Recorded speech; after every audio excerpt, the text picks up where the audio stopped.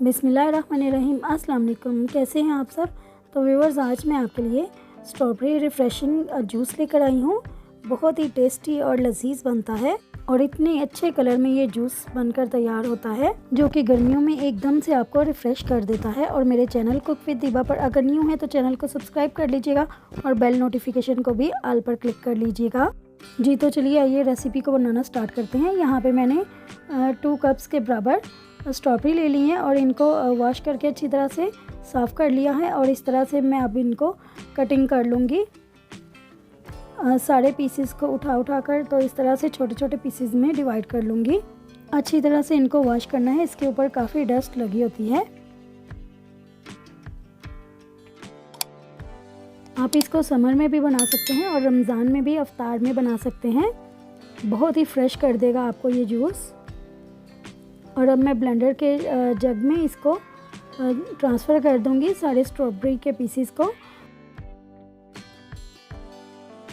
और साथ ही मैं 1 कप चीनी ऐड कर रही हूँ और हाफ़ टी स्पून नमक और हाफ़ टी स्पून ही पानी इसमें डालूँगी ताकि अच्छा सा इसका स्मूथ सा पेस्ट तैयार हो जाए। और ब्लेंडर को 3 से 4 बार चलाकर इस तरह ऑन ऑफ करके मैं अच्छा सा इसका पेस्ट तैयार कर लूँगी।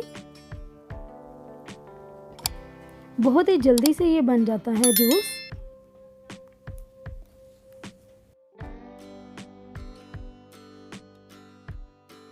और पीने में इतना मज़े का होता है, इतना हेल्दी और मज़े का जूस कि हर किसी को पसंद आ जाए। बहुत ही हेल्दी और रिफ़्रेशिंग जूस है ये और इसको बनाना भी बहुत आसान है और बिगनर्स भी इसको इजीली बना सकते हैं, बच्चे भी इसको बना सकते हैं।